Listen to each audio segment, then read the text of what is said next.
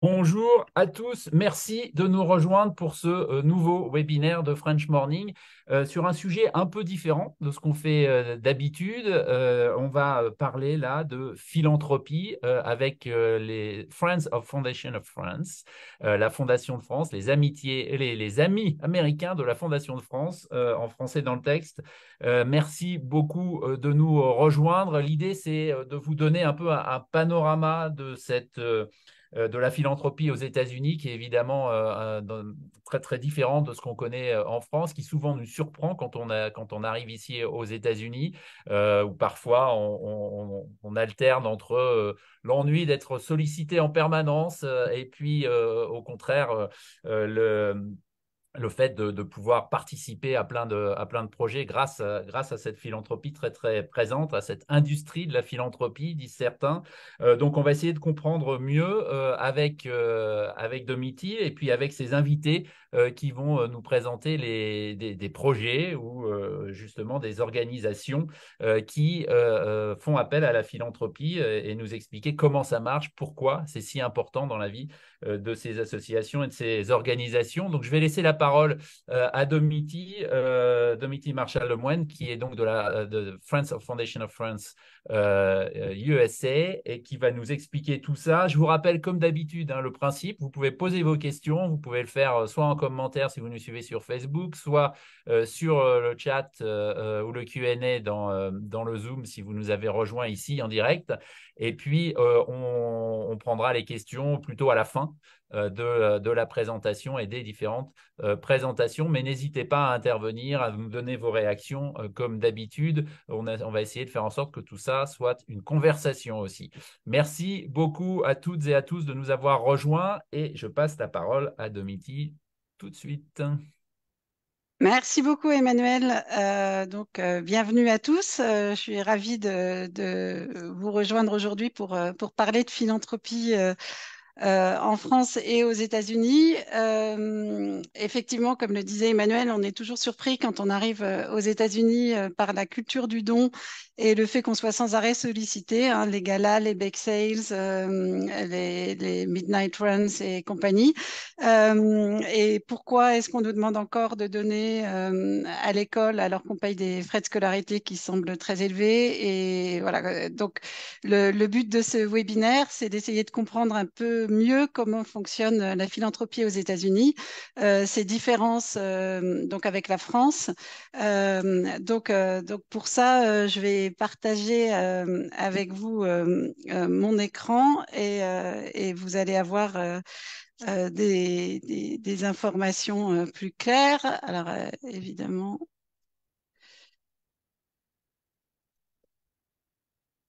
voilà. Donc, la première partie, je vais démarrer avec le classement mondial de la générosité, parce qu'effectivement, c'est quelque chose qui a été calculé.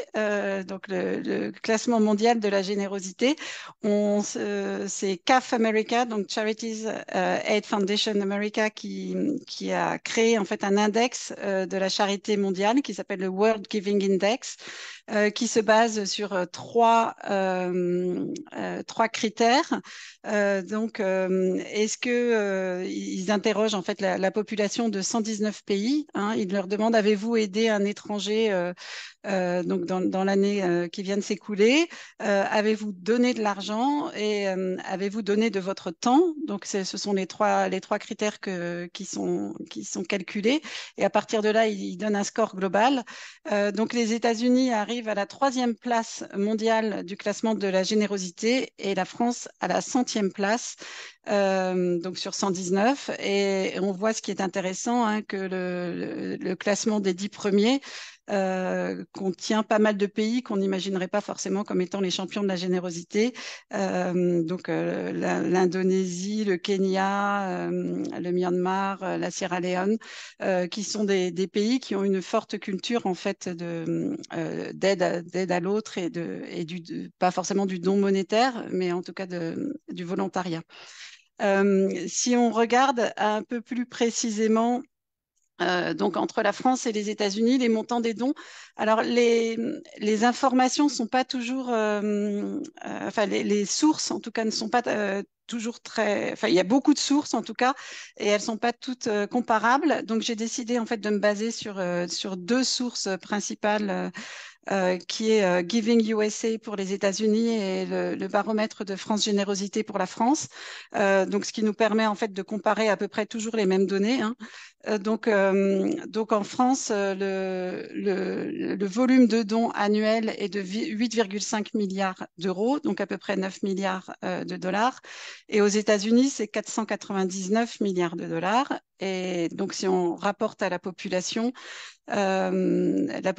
américaine est 5 fois plus importante que la population française, mais les dons aux États-Unis sont 55 fois plus importants que les dons en France. Donc, ça nous donne une tendance en fait sur effectivement ce secteur de la philanthropie et ça nous explique pourquoi il est à ce point-là plus important aux États-Unis, en tout cas pourquoi on en parle plus et pourquoi on compte davantage sur la philanthropie ici.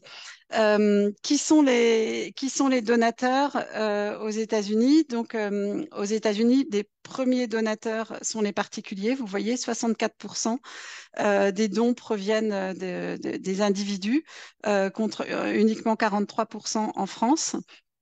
Et ensuite, il y a des fondations. Les dons par les fondations en France, ça n'existe quasiment pas. Et en revanche, en France, on a une grande culture du mécénat d'entreprise. Donc, 41% des dons viennent des entreprises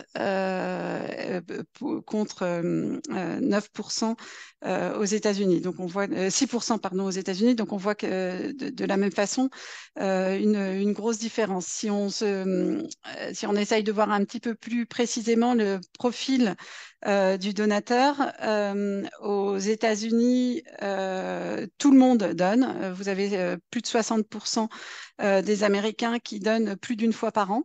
Et en majorité, ils donnent souvent. C'est pas une question de revenus, puisque c'est 40% des dons sont effectués par des familles, enfin des foyers ayant moins de 50 000 dollars de revenus par an.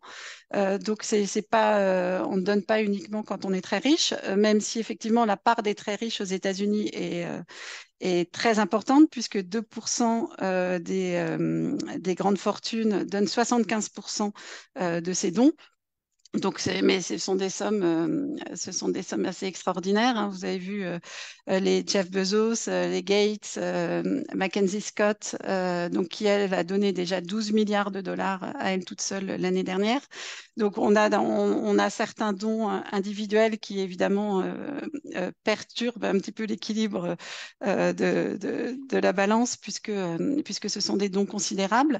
Mais vous avez une population qui donne globalement beaucoup et à tous les âges. Donc ceux qui donnent le plus sont les plus de 60 ans, en France également. C'est ceux qui donnent le plus régulièrement et le plus en proportion. Mais vous avez quand même une grande variété des donateurs aux États-Unis. Aux États-Unis, le don moyen est de 530 dollars.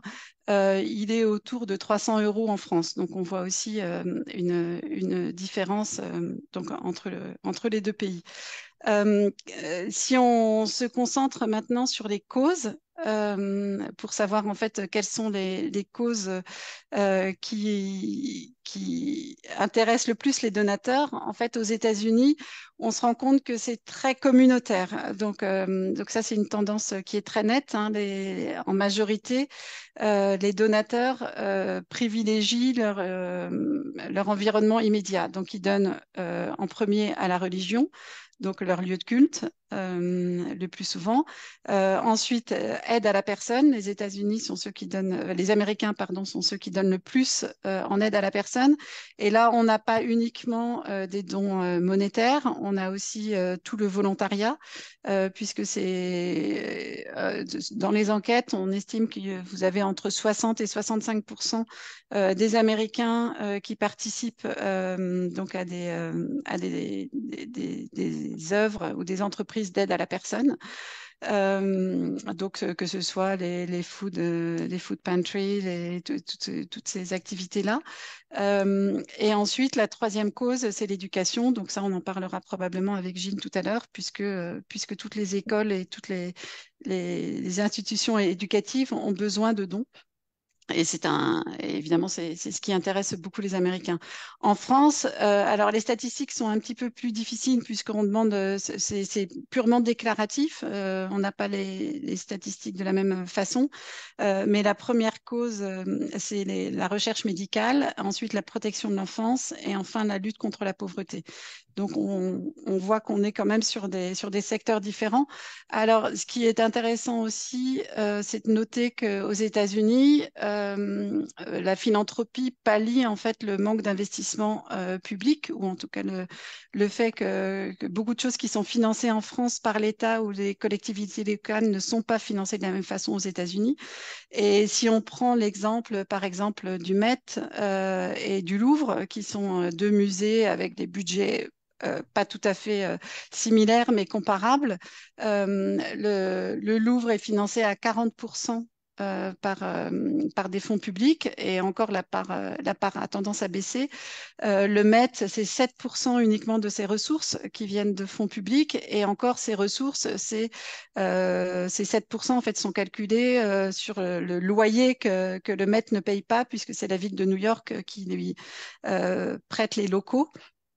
Mais autrement, ils ne reçoivent aucune subvention. Donc le premier poste en fait de ressources du Met, donc 21% des ressources, ce sont les dons. Au Louvre, c'est 6%. Donc voilà, on voit le fonds de dotation du Met, c'est 20% de ses ressources. Le Louvre, c'est 12%. Donc on voit qu'il y a une grosse différence et ce qui explique aussi le focus de toutes ces institutions culturelles américaine sur le don et le fait que vous soyez autant sollicité pour donner parce que s'ils ne reçoivent pas suffisamment de dons, leur budget est en péril. Ensuite, si on étudie le don, évidemment, on a toujours l'impression que les Américains donnent parce que c'est intéressant fiscalement.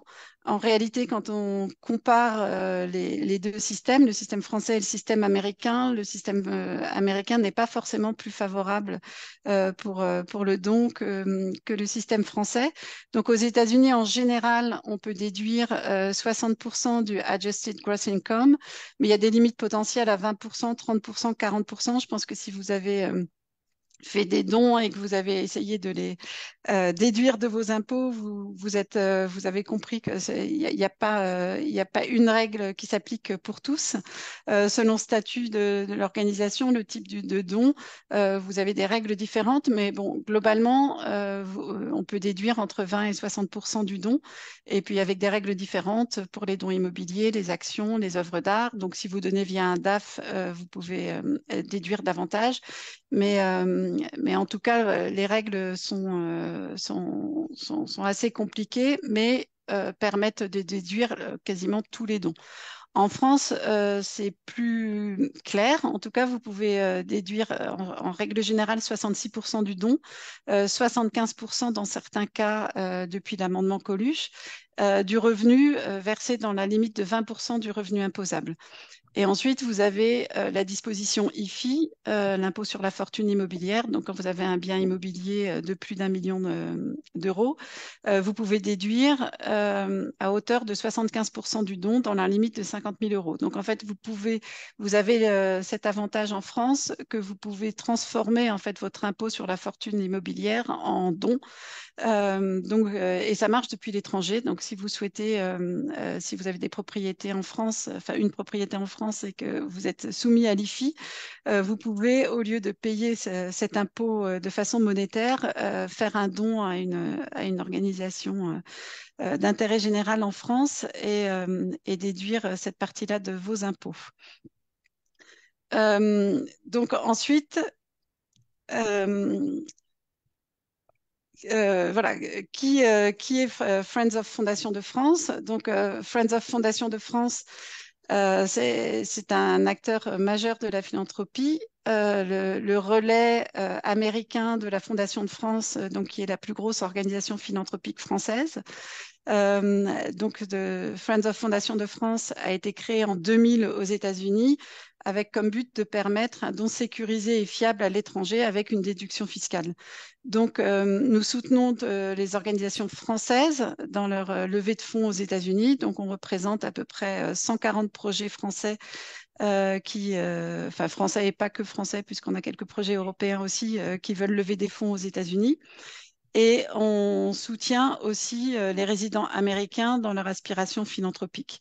Donc, on a souvent des donateurs américains qui viennent nous voir et qui nous disent, ou des résidents américains, ils ne sont pas forcément américains, mais qui nous disent, voilà, on voudrait faire un don à une association d'insertion, une association culturelle ou soutenir l'éducation. Et à ce moment-là, on les conseille et on essaye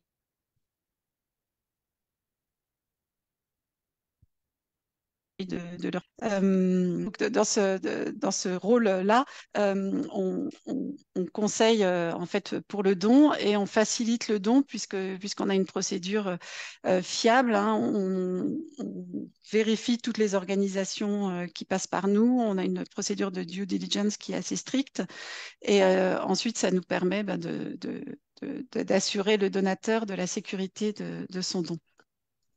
Donc maintenant, y a-t-il un meilleur moment pour donner, on a décidé de faire ce webinaire au moment de la giving season.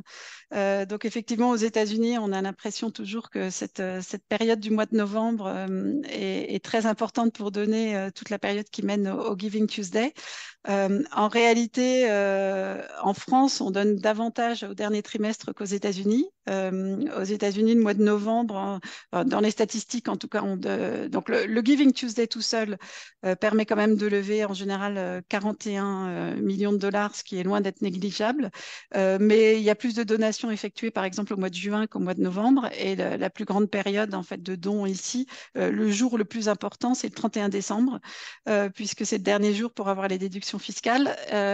Et donc nous, on le voit bien puisqu'on a toujours des donations qui arrivent presque jusqu'à minuit le 31 décembre. Et donc, il y a cette saisonnalité en fait pendant laquelle on parle beaucoup plus des organisations philanthropiques et de la possibilité de donner. Mais en réalité, on peut évidemment donner toute l'année. Nous, la deuxième période sur laquelle on insiste, donc c'est la période de la campagne IFI, ce que je vous disais tout à l'heure, puisque c'est en avril-mai qu'on peut faire des dons pour payer son IFI en donation au lieu de le payer en impôt. Et toute l'année, donc, vous pouvez donner à tous les projets de Friends of Fondation de France et également pendant les campagnes d'urgence. Donc, vous avez certainement vu nos communications récemment, puisque entre l'Ukraine, les tremblements de terre en Turquie, en Syrie, au Maroc et puis plus récemment l'Arménie, on a à chaque fois mené des campagnes de levée de fonds pour soutenir les campagnes de la Fondation de France en France et soutenir donc les initiatives locales.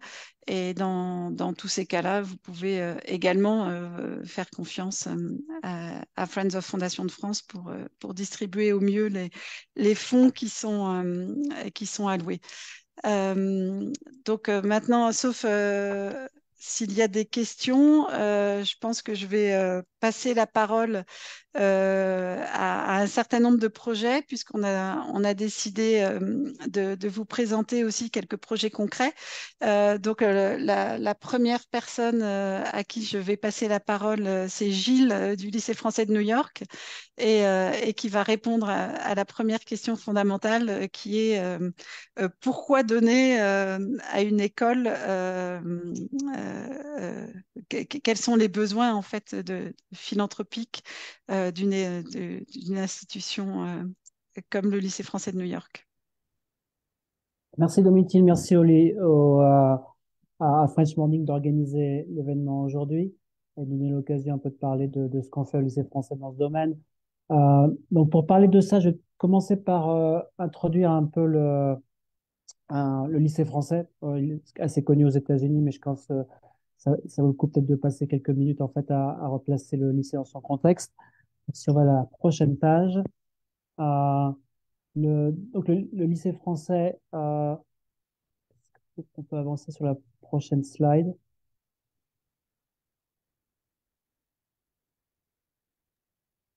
Merci. Donc, en fait, pour présenter le lycée français, en fait, je voulais commencer par décrire un peu sa mission. Donc, la mission du lycée, c'est de former des citoyens de culture et de courage. Et là-dedans, on voit je dirais deux piliers qui sont assez intéressants, et en particulier pour parler de la philanthropie, parce que dans le courage, il y a engagement. Donc, en fait, quand on forme les étudiants, les élèves, on veut les encourager, en fait, à s'engager, à participer, qui est vraiment un des attributs, en fait, qu'on veut mettre en avant quand on parle de philanthropie. Pour évoquer quelques points sur cette page et pour placer le lycée dans son contexte, en termes de taille, c'est une institution qui a 1200 élèves, 855 familles.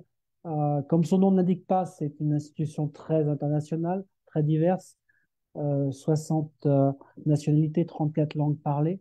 Et cette diversité est aussi également retrouvée au niveau des placements dans les universités, puisque nos élèves en ont plus de 150 établissements dans le monde.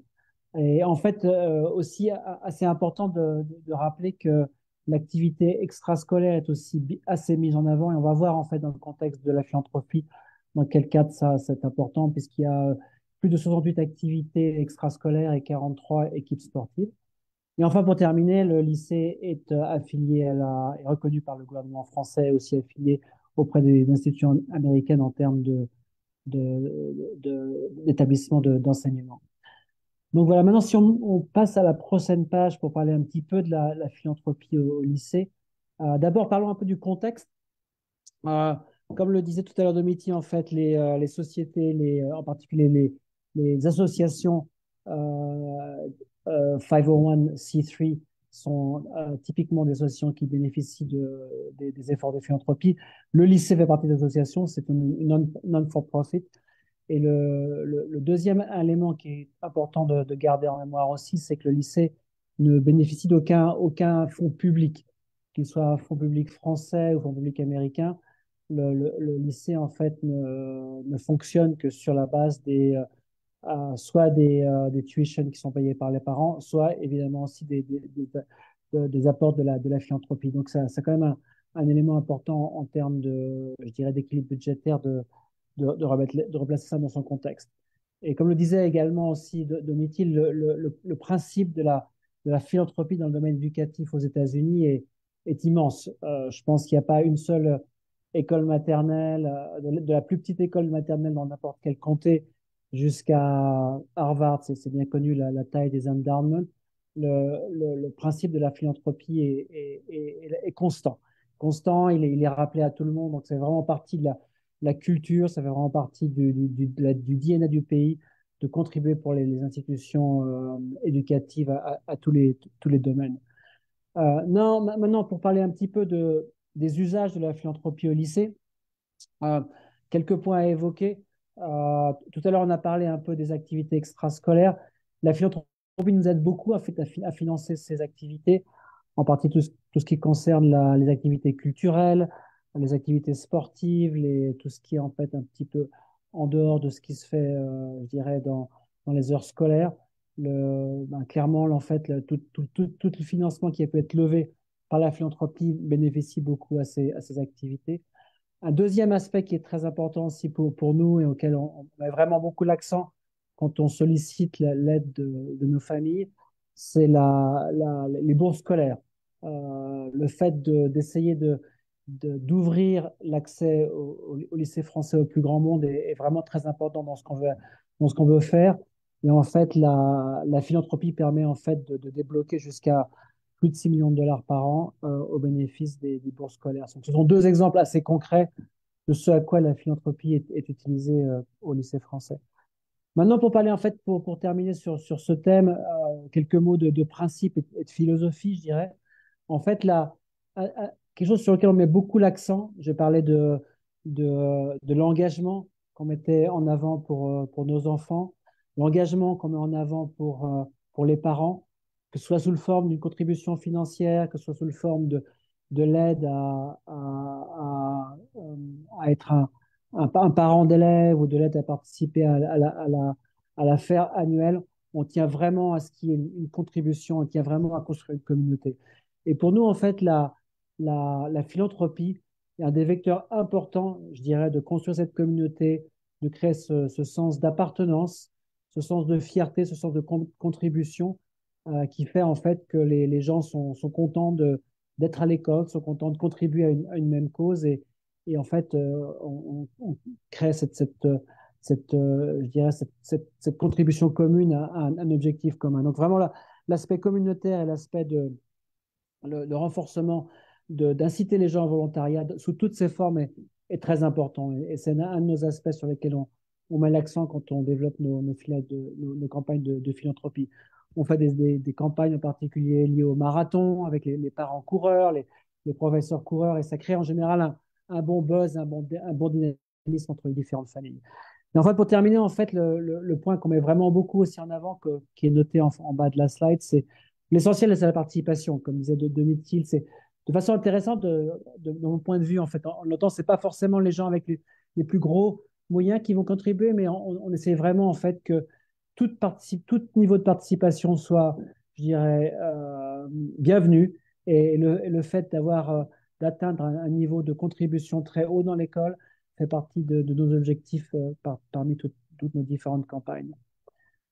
Donc voilà en fait pour le lycée.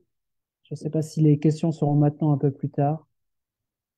On les prendra à la fin. Donc maintenant, je vais passer la parole à Émilie, qui va donc nous présenter l'Hermione et le projet de l'Hermione et sa campagne de levée de fonds actuelle. Très bien, merci. Merci de l'invitation. Merci Domiti et merci French Morning. Et merci à tous ceux qui écoutent ce webinaire. Effectivement, alors l'Hermione, on peut passer la slide suivante, mais pour rappel, hein, ce bateau est un bateau qui est une réplique hein, qui a été reconstruite dans l'arsenal de Rochefort en Charente-Maritime, dans la région de la Nouvelle-Aquitaine en France, de 97 à 2014, donc à peu près 17 ans de construction pour viser en fait de retracer l'histoire de Lafayette qui est monté à bord de ce bateau en 1780 pour aller soutenir les insurgés américains dans le cadre de la guerre d'indépendance. Donc c'était à la fois pour la France et pour notre association la motivation première de ne pas oublier tout un pan de la grande ère maritime française, mais aussi de rappeler ce lien franco-américain et de pouvoir réussir un défi qui, quelque part, nous dépasse. Alors, ça nous a dépassé puisque c'est un bateau qui est hors norme dans sa construction. On appelle ça une énorme cathédrale des mers. Cette cathédrale des mers, elle fait plus de 1200 tonnes. Elle a 17 voiles, elle a plus de 1000 poulies, elle fait 47 mètres de haut. C'est un défi et une prouesse technique de la faire naviguer puisqu'elle se navigue avec pas moins de 80 membres d'équipage. Voilà, tout est fait à la main, y compris les voiles, et donc chaque navigation est une prouesse.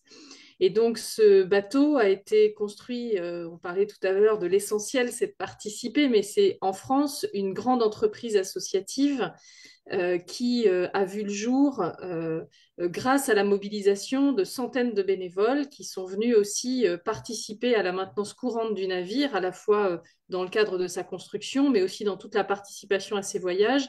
Et aujourd'hui, c'est encore plus de 400 bénévoles mobilisés sur la France entière pour entretenir de façon courante le navire. Donc, c'est effectivement en France, on n'a pas toujours cette culture du volontariat, mais en tout cas, nous, on fait la preuve que l'engagement et l'économie du don, quelque part, est aussi présente dans certains projets français, et c'est le cas de celui-ci depuis de nombreuses années. C'est aussi toutes les petites recettes qui ont fait la construction de ce projet, des petits dons. On a fait ça sous les yeux du public. Nous avions d'abord pour objectif de transmettre cette histoire et donc ce sont plus de 5 millions de visiteurs qui sont venus, probablement quelques Américains aussi pendant ces 17 années de construction. Et donc, ça nous a permis, puisqu'il y a eu effectivement des fonds publics qui ont été mobilisés. L'association ne reçoit pas de fonds publics dans son exploitation, mais dans le cadre de ses investissements, elle peut être soutenue par ses collectivités locales, ce qui a été le cas pendant plusieurs années. Mais effectivement, nous n'aurions pas pu réussir ce défi sans la mobilisation du grand public. Donc aujourd'hui, c'est un projet qui est populaire et qui a fait l'objet aussi de plusieurs escales. C'est un projet que nous, on a souhaité ouvrir au plus grand nombre et c'est devenu aujourd'hui je dirais un outil et un support pédagogique grandeur nature. Voilà, on défend ce positionnement parce que on veut que ce projet appartienne au plus grand nombre et aujourd'hui, que l'on soit à quai, que l'on soit en mer ou que l'on soit aujourd'hui en grand carénage, je vais en parler, c'est un projet qui est ouvert à la formation, à l'insertion des jeunes et évidemment à je dirais tous les scolaires. Je pense que tous les étudiants du lycée français, tous les élèves des écoles américaines et du lycée français en particulier, voilà, pourraient et en tout cas viendront, je l'espère, un jour aux États-Unis sur le bateau, comme le font de nombreuses écoles françaises. Alors pourquoi aujourd'hui on a besoin de soutien alors que le bateau est construit, alors qu'il a navigué, il a fait plus de 4 voyages déjà et à peu près 22 000 milles, ce qui représente à peu près le tour de la Terre. On a découvert il y a 2 ans une attaque de champignons sur l'arrière-bâbord de ce navire. Donc il faut imaginer que c'est 1200 tonnes de bois et qu'au départ c'est une fragilité que l'on découvre sur à peu près 1 mètre de la coque.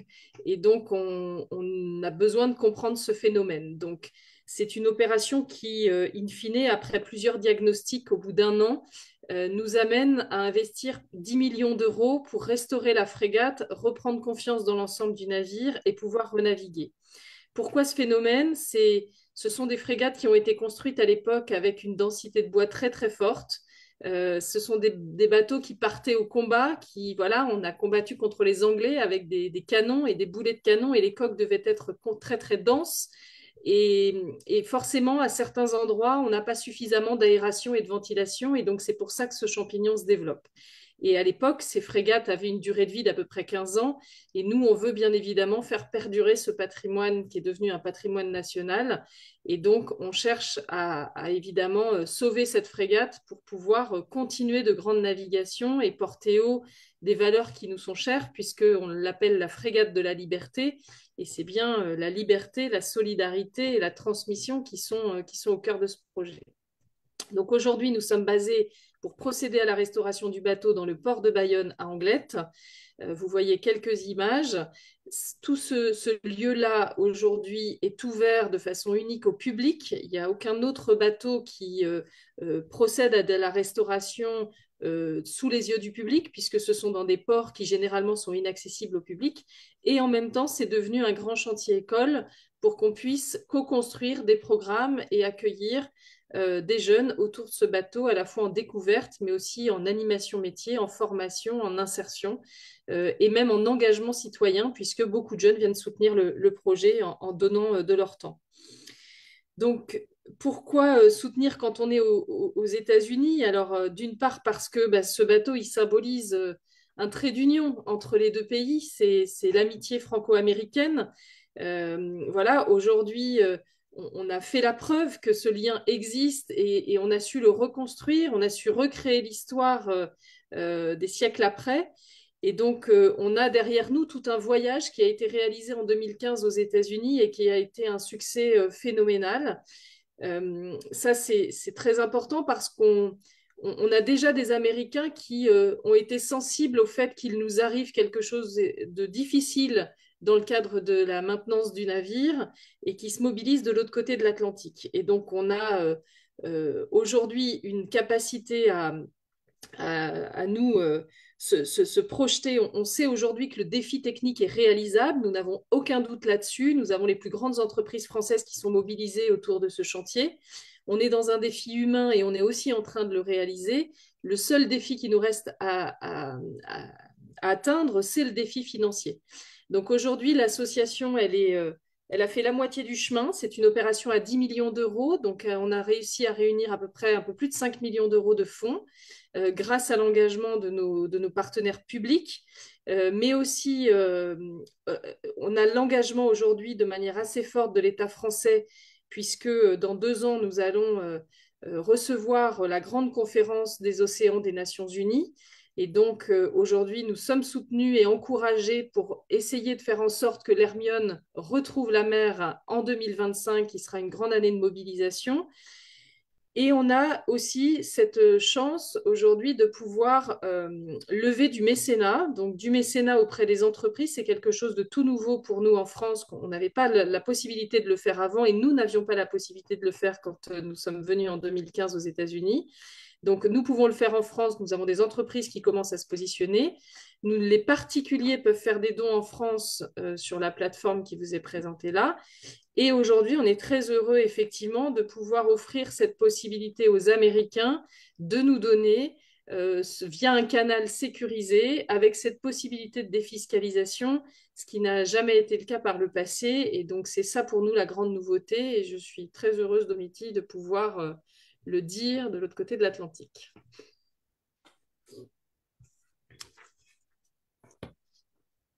Merci beaucoup. Merci Émilie. Maintenant, je vais passer la parole à Danuta Peter, qui est donc la déléguée générale de la Fondation Gauthier Capuçon, et donc qui va nous présenter un autre projet important pour assurer l'avenir de jeunes musiciens.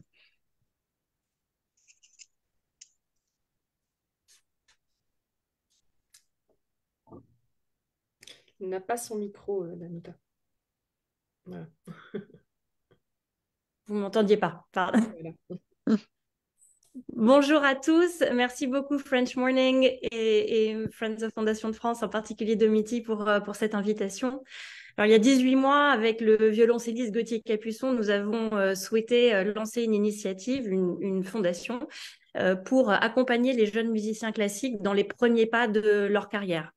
Et ça s'est fait au moment du Covid, en partant d'un constat que c'était déjà difficile pour les jeunes musiciens de commencer leur carrière et que ça le serait encore plus pendant cette époque et après cette époque particulièrement difficile. Nous avons choisi de créer une fondation sous égide de la Fondation de France comme gage de confiance et puis aussi pour pouvoir tout de suite commencer à lever des fonds aux États-Unis étant donné que notre projet est dès l'origine internationale. Alors, nous avons imaginé un triptyque d'actions.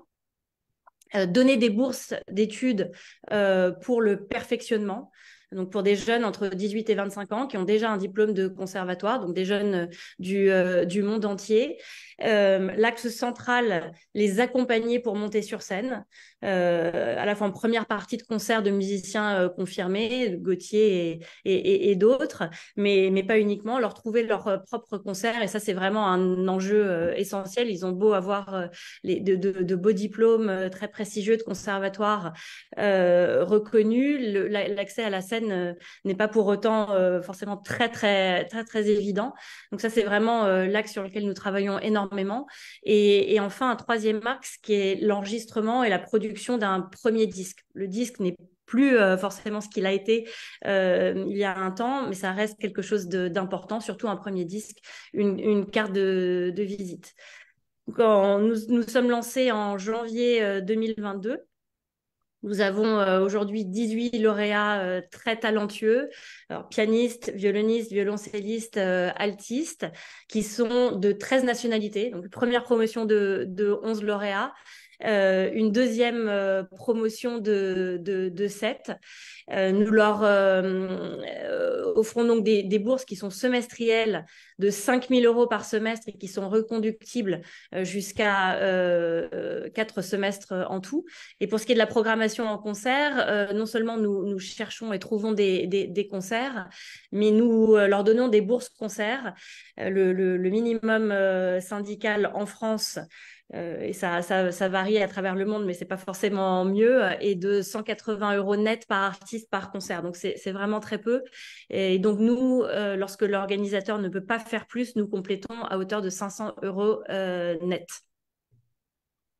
Ensuite, nous avons aussi imaginé leur donner, leur offrir d'autres ressources que celles auxquelles ils ont accès pendant leurs études musicales. Que ce soit en France ou ailleurs, souvent les études musicales sont quasiment exclusivement axées sur la musique. Or, ils ont aussi d'autres besoins, notamment sur la gestion de la carrière, les questions de communication, des besoins aussi en santé, santé physique, santé mentale. Et nous avons noué un partenariat avec Sciences Po pour pouvoir fonctionner en atelier et leur apporter ces ressources supplémentaires-là. Nous allons, à partir de 2024, particulièrement mettre l'accent sur la santé en travaillant sur la biomécanique du corps humain adaptée à leurs instruments, aborder la question du musicien comme athlète qui est très peu abordée et utiliser cette année olympique pour le faire. Euh, nous aurons à la fin de l'année 2023 déjà joué presque 100 concerts, à la fois en France, en Europe, aux États-Unis et ce week-end pour la première fois sur le continent africain, parce que nous avons donné un concert au profit des sinistrés d'Al-Haouz au Maroc. Et pour ce qui est plus précisément des États-Unis, c'était vraiment notre volonté, celle de Gauthier et la mienne, de pouvoir être très présent sur le continent américain, de pouvoir renforcer des ponts entre les États-Unis et la France. Gauthier est bien connu aux États-Unis, il tourne en concert depuis une bonne vingtaine d'années. Et nous avons très très vite fait notre premier concert sur le sol américain à San Francisco. C'était l'année dernière et nous venons de faire notre premier concert à New York sur la côte Est et j'en profite pour remercier vraiment Domiti avec laquelle nous travaillons très, très étroitement et qui est un relais formidable pour nous aux États-Unis. Je sais qu'elle l'est pour chacune des associations que les Friends of accompagnent. Il est important pour nous de lever des fonds. Nous souhaitons aux États-Unis, donc nous souhaitons envoyer plus d'étudiants européens aux États-Unis, également faire venir des étudiants américains dans le cadre de notre programme. Nous allons mettre tout particulièrement l'accent sur les États-Unis dans les prochains mois et offrir à nos donateurs et soutiens américains aussi des possibilités d'associations avec nous, notamment pour ce qui concerne le naming qui est beaucoup pratiqué aux États-Unis pour s'associer à une série de concerts, par exemple, au disque, ou donner son nom à des bourses d'études. Merci Danuta. Et maintenant, on va passer donc au dernier projet qu'on vous présente aujourd'hui, qui est pas le moindre, parce que vous ignorez sans doute tous que la plus vieille salle de basket du monde est à Paris, pas du tout aux États-Unis. Et donc Christelle va vous expliquer, va vous présenter en fait la plus vieille salle de basket du monde avec le projet de YMCA Trévise. Bonjour à tous. Donc en fait, la YMCA Paris, c'est une association à but non lucratif et qui est reconnue d'utilité publique. Et elle a été fondée en 1852. Donc elle fait partie du mouvement mondial des YMCA qui lui-même est encore plus ancien parce qu'il a été fondé à Londres en 1844. Alors le but des YMCA depuis les origines, c'est d'aider les jeunes à s'émanciper selon 3 axes de développement, body, mind, spirit, donc âme, corps, esprit. Et donc, c'est ce à quoi on s'attelle dans le bâtiment du 14 Trévise depuis plus de 100 ans maintenant. Et il se trouve que c'est le mouvement des YMCA qui a inventé le basketball. Donc, à la YMCA de Springfield, dans le Massachusetts, en 1891, un prof de sport nommé James Naismith invente le basketball. Mais alors, pourquoi la plus vieille salle de basket, elle est à Paris? Eh ben, parce qu'en fait, le bâtiment de Springfield a malheureusement disparu et que le gymnase de la YMCA de Paris, il a été conçu en 1893 sur le modèle architectural des gymnases YMCA américains de l'époque. Et il se trouve que c'est le plus ancien survivant dans son état d'origine. Et donc, Notre bâtiment et notre gymnase a la particularité d'avoir accueilli un événement inédit. Donc, vous le voyez là sur la plaque. En fait, c'est le tout premier match de basketball sur le continent européen. C'est déroulé ici en 1893. Donc, soit 2 ans tout pile après l'invention du sport. C'est un élève de l'inventeur James Naismith qui a été nommé premier prof de sport pour le bâtiment de la YMCA de Paris, qui a emporté un peu le sport dans ses valises. Et donc, par ce fait historique, on est devenu un temple du basket mondial. Donc la slide suivante, voilà. Et donc le gymnase, il fait partie du siège de l'association de la YMCA Paris, qui fête ses 130 ans en 2023 cette année. Et donc le 14 Trévis, c'est pas qu'un gymnase.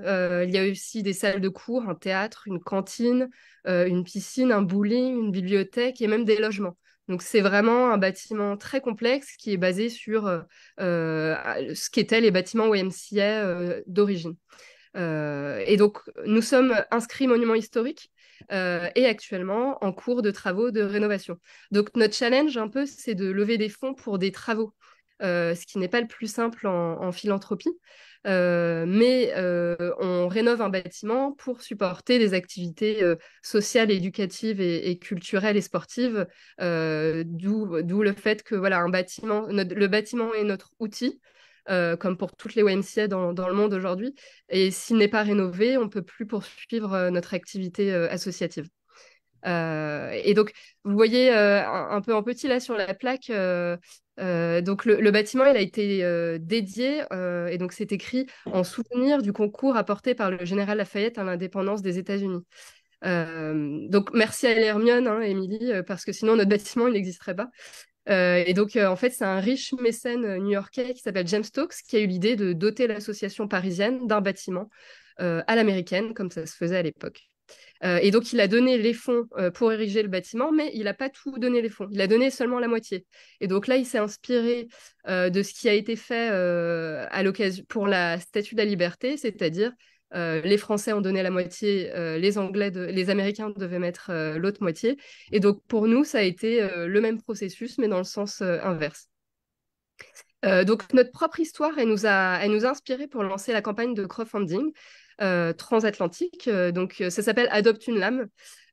Pourquoi? Parce qu'en fait, le basketball, c'est un sport très populaire et qui permet notamment d'illustrer l'amitié franco-américaine qui nous est chère. Et donc, si vous suivez un peu l'actualité sportive, merci Wemby, hein. Et donc, la deuxième raison, c'est tout simplement parce que le gymnase de notre bâtiment, c'est un peu la porte d'entrée et la carte de visite de l'association. Donc, on est, comme pour l'Hermione, sur un budget de 10 millions de coûts de travaux. Et on est sur le last mile, donc il nous reste 2 millions à trouver. Et donc, cette petite campagne a été montée. Alors, dans le gymnase, il y a 7444 lames, on a compté, mais on a décidé symboliquement d'en faire adopter que 2024, en référence aux JO, qui sont en fait notre horizon de livraison des travaux. Et donc, on vient de lancer la campagne aux USA il y a 2 semaines. En France, il y a déjà plus de 600 lames qui ont été adoptées. Et donc, comment faire? Alors, on a créé un petit site web dédié qui fonctionne tout simplement en 2 étapes. La première, on choisit son numéro de lame, donc de 1 à 2024. Et la deuxième, c'est qu'on attribue le montant du don. Donc, il y a des contreparties qui ont été pensées sur mesure pour les plus gros dons. Mais pour nous, c'était important de valoriser tous les donateurs, quel que soit le montant. Donc, comme disait Gilles tout à l'heure, hein, l'essentiel, c'est de participer. Et donc, c'est pour cela que la base commune des dons, c'est que chacun reçoit un certificat nominatif collector d'adoption de sa lame, donc qu'on voit sur la slide d'après. Chacun voit son nom gravé sur la plaque qui va être accrochée dans le gymnase à sa réouverture. Donc voilà, cette petite campagne, pour nous, ça fera 2024 histoires à raconter. Et on envisage déjà la parution d'un beau livre pour mettre en lumière quelques-unes de ces belles histoires d'adoptants de l'âme. Et pour symboliser aussi et valoriser cette campagne qui est assez atypique. Merci. Merci beaucoup. Dominique, pardon, je m'insère dans la conversation. vous avez toutes les coordonnées pour joindre les différents intervenants, mais la raison pour laquelle je m'insère, c'est qu'on a quelques questions, donc continuez à les poser. On a 5 minutes pour essayer d'y répondre. Et il y en a une très intéressante de Tiffaine qui demande, et ça va nous permettre, je pense aussi, ça va permettre peut-être à Domiti et aux autres d'expliquer justement le fonctionnement et le rôle éventuel de Friends of Foundation of France. Est-il possible, et la question, est-il possible d'outsourcer le fundraising à des boîtes spécialisées, moyennant un pourcentage des fonds levés? Ou est-il nécessaire, sous-entendu, je pense, pour une organisation française, est-il nécessaire d'avoir une fondation locale type 501c3? Est-ce que, Dominique, tu voulais répondre à ça? Oui, bien sûr. En fait, on ne peut pas avoir de déduction fiscale sans avoir un statut de charity aux États-Unis. Donc, et le statut de 501c3 est celui qui permet d'avoir la meilleure déduction fiscale. Donc, en fait, c'est pas vraiment possible de passer par une autre structure. Donc, ensuite, on peut tout à fait faire des levées de fonds, mais le donateur n'aura pas la déduction fiscale. Et est-ce que la Fondation de France peut servir à faire des dons, j'allais dire fléchés, enfin, Friends of, Friends of, oui. pardon. Oui, donc il faut. La seule chose, c'est que comme l'IRS aux États-Unis n'aime pas tellement les dons, euh, que les déductions fiscales soient affectées à des dons internationaux. Donc on a des règles assez strictes. Donc il faut que l'organisation soit enregistrée auprès de Friends of Fondation de France pour qu'on puisse le faire. Donc il faut que ça marche dans les deux sens. Mais effectivement, si un donateur, et ça arrive assez fréquemment, hein, un donateur aux États-Unis souhaite faire un don en bénéficiant d'une déduction fiscale pour une organisation qui est en France, mais qui n'est pas dans le portefeuille de Friends of Foundation de France, on peut faire rentrer cette organisation assez facilement, pourvu qu'elle soit d'intérêt général en France, voilà, qu'elle passe notre processus de due diligence. Mais on peut effectivement, ça marche dans les deux sens. C'est-à-dire qu'il y a des organisations qui s'inscrivent d'elles-mêmes pour lancer une campagne de levée de fonds aux États-Unis, et vous avez des donateurs qui demandent qu'on serve en fait de canal fiscal pour effectuer un don à une organisation qu'ils ont identifiée en Europe. Alors, c'est pas vraiment une question, c'était plus un commentaire de Guillaume tout à l'heure, mais peut-être ça peut permettre de faire réagir certains et certaines des personnes présentes sur ce panel.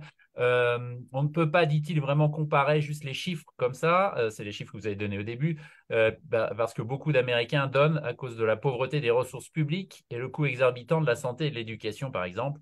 En France, il y a moins, entre guillemets, de besoin de donner dans beaucoup de causes. Ce rapport-là, justement, entre la place de l'État, entre guillemets, au sens large, et puis la culture de la philanthropie. Est-ce que quelqu'un veut en parler un peu? Je ne sais pas, à propos d'éducation, par exemple. Je ne sais pas si Gilles, ça vous inspire.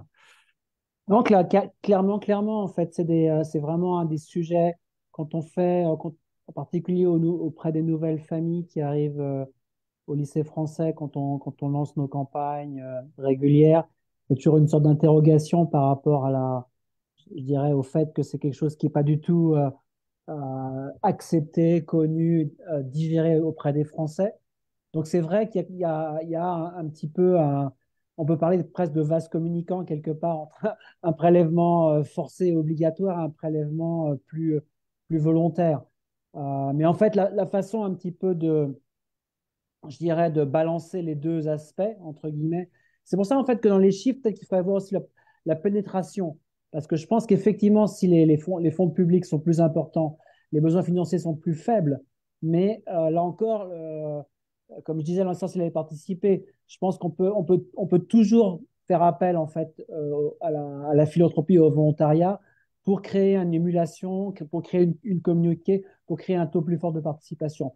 Mais clairement, on ne peut pas nier le fait qu'il y a une sorte encore de vase communicant entre un financement public et un financement privé. C'est un fait.